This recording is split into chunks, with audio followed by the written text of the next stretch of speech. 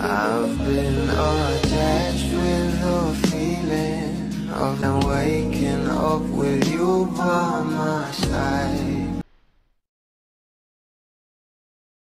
Naman natin na bago nga dumating ang kaarawan ng ating Belle at makita nga magkasama itong ating Donnie at Belle Mariano sa kaarawan nga ng kanyang team, kay talaga namang sobrang low-key nga lang ng ating couple para sa kanilang mga endorsement at project. At sa mga photoshoot na akala natin ay hindi nga sila magkasama, pero ngayon nga guys, ito nga ang pag-uusapan natin dahil ayon nga rito sa post, the other day si Belle pa yun.